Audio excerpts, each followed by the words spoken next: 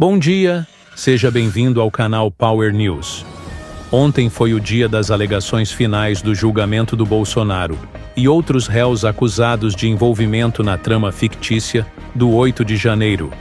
E o jovem e corajoso advogado Jeffrey Cicchini fez sua análise do caso na revista Timeline. Veja. Hoje é o último dia das alegações finais da defesa. O que é alegações finais? É a última defesa escrita do processo. Então agora, hoje, é o último dia da última defesa escrita do Bolsonaro. Então ele apresenta hoje a defesa escrita. O que vai acontecer? O processo volta para o Alexandre de Moraes, tá? E ele vai pedir ao presidente da primeira turma uma data para a sessão de julgamento. Tá? Com certeza ele vai querer para a semana que vem já. Então vai ser marcada uma sessão de julgamento, como aquela que a gente viu televisionada, tudo de novo. Vai ter um showmício de novo, tá? Os ministros ali, televisionado, e as partes terão cada uma hora. Então o PGR agora vai ter 1 hora, e não mais 15 minutos como no recebimento da denúncia. Ele vai ter 1 hora para fazer alegações finais orais. Ela já foi escrita, agora ele vai sustentar, né? A gente chama de sustentação oral. E as defesas, cada defesa também terá 1 hora para fazer a sustentação. O que acontece? Nesse mesmo dia, que ainda não tem data, vai ser marcado. Nesse mesmo dia, as defesas fazem sustentação oral, a sentença do processo. Então vai ser a sentença com pena. Então vai ser uma sentença ali, o fulano foi condenado ou foi absolvido. Ser condenado, qual a pena do fulano? O ponto é, por que da importância disso que eu estou explicando? Essa data do julgamento, que eu acredito que será em agosto ainda, no máximo setembro, essa data ela é muito importante. Por quê? Porque como é um órgão colegiado, então são 5 ministros, né, primeira turma, é um órgão colegiado, tá? O relator chega com o voto pronto. É voto que chama sentença no órgão colegiado, a sentença se chama voto e depois vira um acórdão. O acórdão é a união dos votos prevalecendo a maioria, ou a unanimidade, tá? Então o relator já chega com o voto dele. A gente já sabe qual é o voto do Alexandre de Moraes, ninguém tem dúvida, né? Então ele vai chegar com o voto. Mas os outros ministros podem acompanhar o voto do Alexandre de Moraes ou podem pedir vista para melhor analisar. Então, qual que é a esperança, inclusive, da Folha de São Paulo, que está rachada? A Folha de São Paulo rachou. Né? Rachou, a família que cuida da Folha de São Paulo está rachadaço. Né? E sai uma matéria da Folha de São Paulo que é o seguinte, que o Fux vai pedir vista e vai ficar 90 dias com o processo, com o pedido de vista, e esse processo vai só para 2026. O STF vai entrar em recesso dia 20 de dezembro. O regimento interno do STF diz que um pedido de vista pode ficar até 90 dias. Então, fazendo essa matemática, a Folha de São Paulo disse que nessa sessão de julgamento, o Fux não vai julgar. Então, Alexandre de Moraes vai julgar, o Dino vai julgar, todo mundo vai julgar para acabar ali, mas o Fux vai pedir vista. É isso que a Folha de São Paulo falou, tá? O que é pedir vista? Eu não estou tranquilo para julgar hoje, eu quero melhor analisar. Ele fez isso no caso da Débora. Na Débora do Batom, o Fux fez isso. O Alexandre de Moraes, todo mundo chega com o voto, o Fux fala, não, essa pena aí eu não tô confortável, eu quero melhor analisar. E ele tira de pauta, então o processo não acaba ali, tá? Só que ele tem até 90 dias para ficar com o processo. Ele não vai ficar 90 dias. Se ele ficar 90 dias, não acaba em 2026. Mas, olha só, ele vai tirar de pauta para melhor analisar e volta com o processo.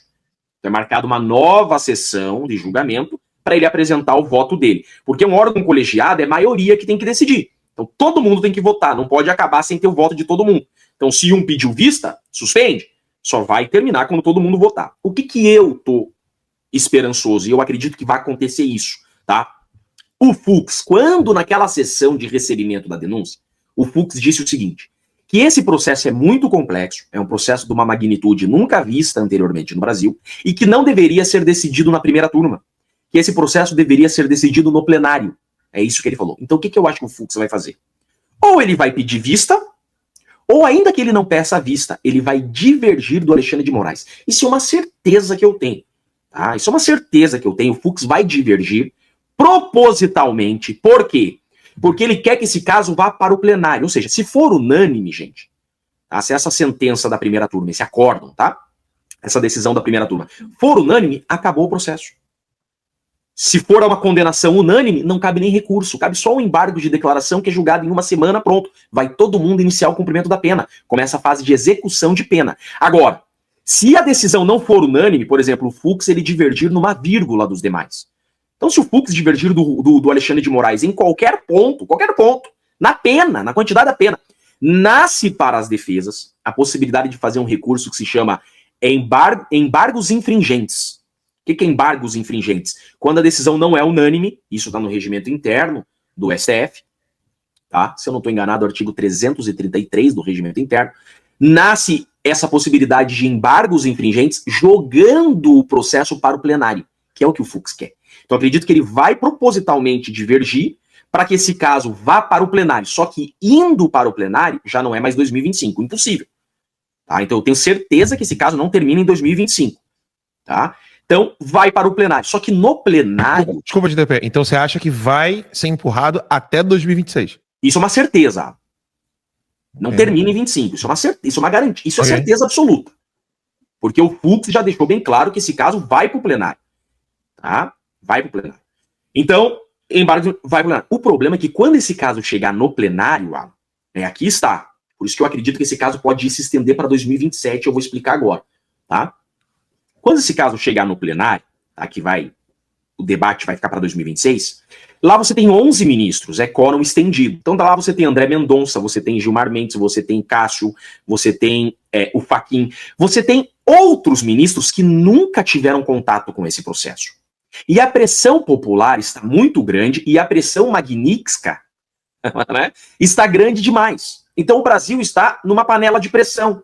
O que acontece? Eu acredito que chegando esse caso no plenário, outros ministros vão pedir vista. Você tem um processo com 78 terabytes que o ministro nunca olhou.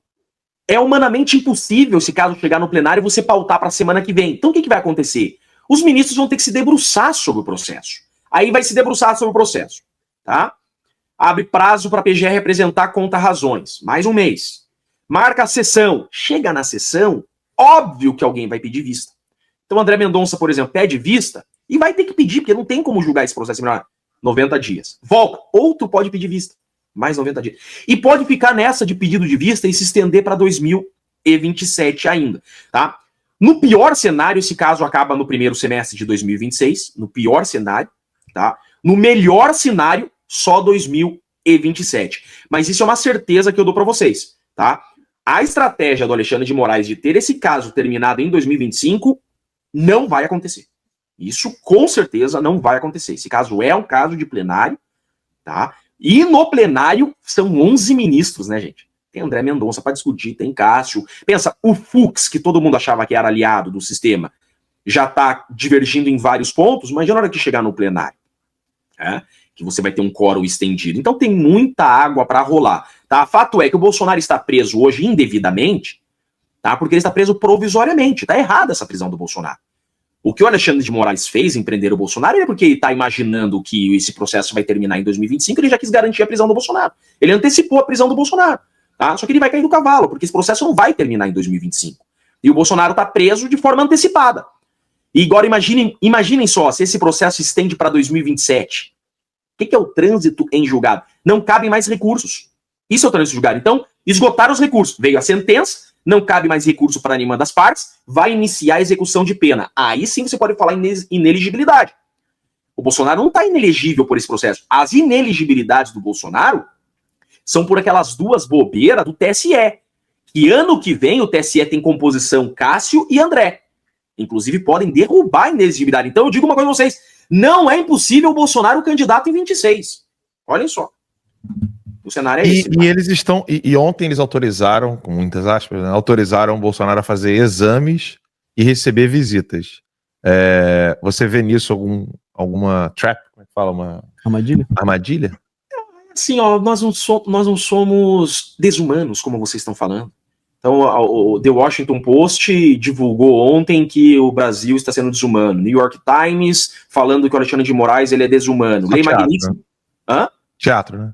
Teatro. Não, vai lá fazer exame. É só para mostrar como o Alexandre de Moraes, ele virá com sentenças absolutórias. Ele vai absolver gente. Não acho que ele vai condenar todos os 34, não. Que nem nas sessões de recebimento da denúncia, teve denúncias rejeitadas. Porque esse processo, ele é uma criação. Esse processo da trama golpista, ele existe apenas para dar uma legitimidade à perseguição. Então é um processo criado para dar aparência de legitimidade àquilo que, em verdade, é uma perseguição política. Por isso que eles televisionam o interrogatório. Olha aí, deixa os advogados fazerem perguntas na televisão. Vê, quando é em sigilo, eles caçam minha palavra. Aquela audiência que eles caçaram minha palavra não estava sendo transmitida na TV Justiça. A audiência que estava sendo transmitida na TV Justiça, que era o interrogatório do Felipe Martins, eu fiquei 3 horas fazendo pergunta pro Felipe Martins e ninguém caçou minha palavra. Agora, em sigilo, fiz 2 perguntas pro G Dias, mandaram calar a boca. Porque tudo o que eles querem é dar uma aparência, é mostrar pro Brasil, pro mundo, ó, isso aqui é um processo. Olha, eles têm até advogado, eles têm até defesa, é tudo para inglês ver. Torcemos para que essa previsão se concretize, porque o Bolsonaro é o único candidato legitimamente de direita. Eleição em 2026, sem o Bolsonaro, é o verdadeiro golpe. Inscreva-se no canal. Até o próximo Boletim Power News. Obrigado.